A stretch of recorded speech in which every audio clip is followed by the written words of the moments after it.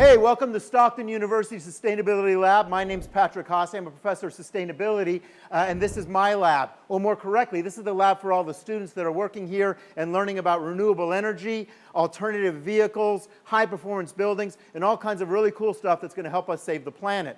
This lab is really different than other labs. We don't just do sort of normal lab routine here. This lab is geared toward innovation, experimentation. This lab is geared toward challenging students to figure out new solutions to problems that are perplexing the world and making sustainability challenging. And that means that, unlike any other lab, we've got ball-peen hammers, we've got welding equipment, we've also got sophisticated lab instrumentation, we've got advanced thermography, we've got 3D printers, we've got a whole spectrum of different things because we don't know what we're going to need to do or invent in order to save the planet and the people on it. We're figuring it out right here. So this lab is geared toward innovation, creativity, and what I want to do is kind of walk you around, introduce you to some of the students that happen to be working in here today, and give you a sense of the kinds of crazy and very cool stuff they're working on. Come on.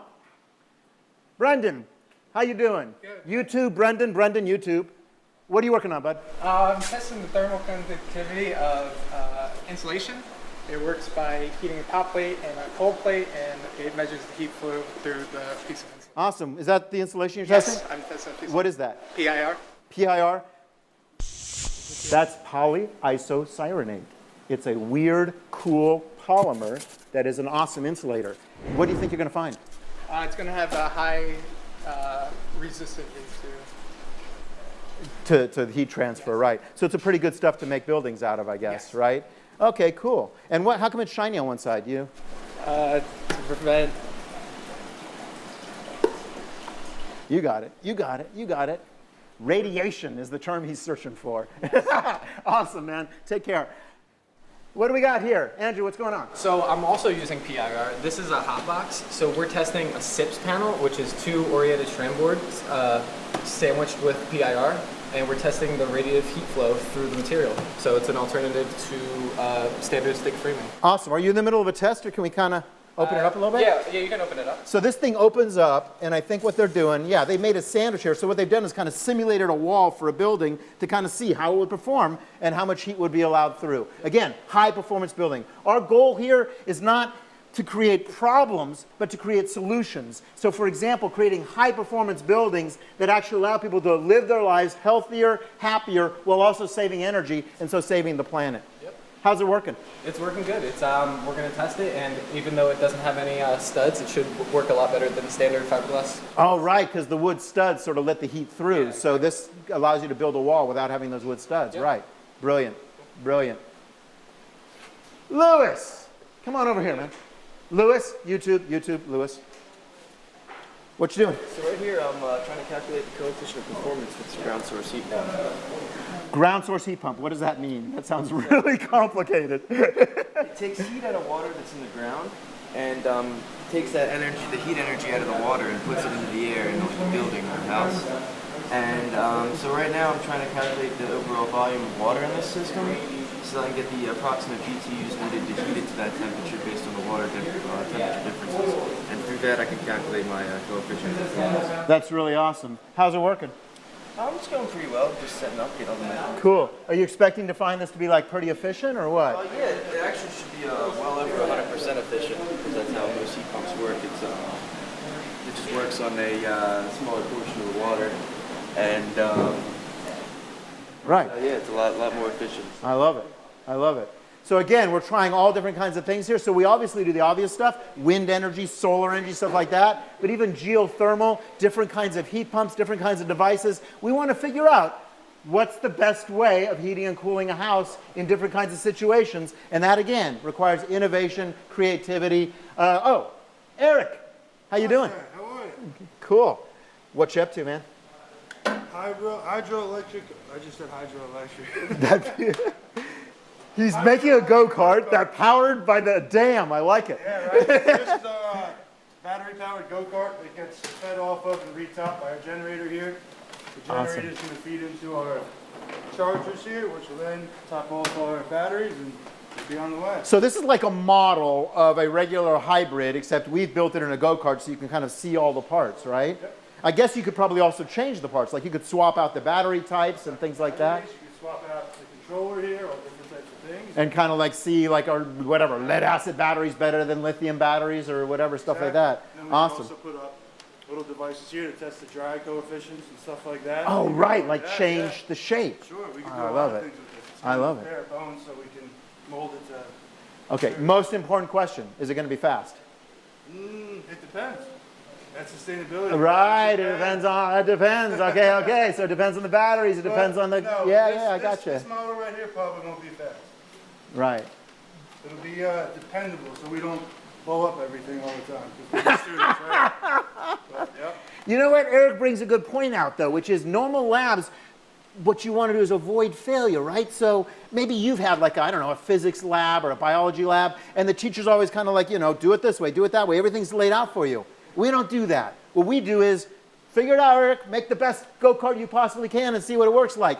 He might fail. That's cool, because if you aren't failing, you're not pushing yourself hard enough and you're not trying new and innovative things. So we don't mind failure at all here. Failure just means we're trying as hard as we should be. Let's check out what's going on outside. This is a photovoltaic system. We got all kinds of cool stuff, wind turbines, all kinds of fancy things. Students aren't working with that right now, but they might be tomorrow. Who knows? Okay. Oh, awesome. I love this. Danielle. Hello. How are you? I'm good. How are you? Great. It's sunny out here. I like it so much better than in the lab.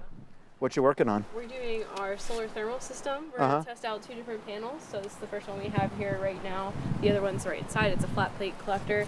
So we're basically just going to see which one effectively heats the water inside more efficiently. And we do that with the system here. We take the initial temperature of the water, we pump it through here, and then we'll take the final temperature and see how long it takes to heat it and to what temperature. Awesome. Awesome. So you're not satisfied just sort of testing one panel, oh, this is how it works. You're going to test multiple panels, see which one's more effective, maybe like which one's, I don't know, more sensitive to sun angle, things like that. Yep, we can test different variables like that by just changing the systems out. Cool. What do you think you're going to find? Oh, I don't know, Justin, what do you think? Well, this one has mirrors in it, so I would suspect that this one will be able to heat the water at a faster rate, while the flat panel does have more surface area. Yeah. So we'll just have to find out. Oh, so right, like maybe over time the flat panel will be better, but to get quick energy rise, heat energy rise, maybe this one's better. Yep. Yes. All right, all right. Well, we'll see. We'll see. Again, we don't have the answers. We're checking it out. Steph, over there on the other side of these weird boxes is Steph. What you working on? I am testing how to shade our passive solar demo and how it will affect the thermal masses inside. Okay, so not everybody on YouTube is totally down with the lingo. What is passive solar? Passive solar is a way of creating green buildings that uses our sun and other characteristics of our planet to heat and cool buildings. All right, cool. Cool. A less fancy way of saying that, she's totally right, is it's letting the sun hit the glass to warm a house. And so you're going to sort of see, like, if we have glass aimed at the sun, what do we need to do to maximize the amount of warmth it has or to control the heat that might be generated, etc. I love it. I love it. I'm currently building my overhangs for the Right, for shading. Right, because of course, I mean, the problem is, like, if you have glass facing the sun, it could get too hot, so we have to have some way of controlling that heat too. Yes. I got it. Cool. So, you excited? Is it going to be? I don't know. I'm excited for the color part of my experiment. All right, cool. Scale of 1 to awesome. Yes. How cool is this project? Pretty awesome. Awesome. Pretty awesome. You heard it. All right, let's go. We got here, you might see behind me, wind turbines, solar panels, etc. All of our students in the energy track get trained in wind and solar, obviously. They get trained actually as professional solar panel installers. I don't expect them to install solar panels, but they need to know how this equipment works. Oh, come on with me because it looks like Greg's out here. Gregory! Good, how are you? This is Greg, another sustainability student, also a lab technician. Often the students that are in their last year here at Stockton work and get paid to work in the lab and design different kinds of devices that other students can learn from. What are you working on? Here's a dual axis solar array. It actually tracks the sun in a vertical and horizontal movement to maximize efficiency. And what we're doing is testing the effectiveness of the poly panel versus the mono panel based on the angle it is facing the sun. Right, so the idea is like this rotates both this way and that way, follows the sun. These two panels are different, so you can see sort of how they're going to perform differently, or are they less or more sensitive to sort of being off angle or things like that? Absolutely. That's very cool. Very cool. And again, it's not just about install solar panels on the roof, it's about knowing how these things operate most effectively, most efficiently. If we're going to save the planet, we need to be smart about this kind of stuff. So that's the Sustainability Lab. That's some of our many students that are out here. If this kind of stuff excites you, if you like getting your hands dirty, if you like getting in there and really working with this equipment, you might be right for Stockton Sustainability. If that's the case, send me an email, hossayp@stockton.edu. I'm Patrick Hasse, Professor of Sustainability here at Stockton University. Stay cool.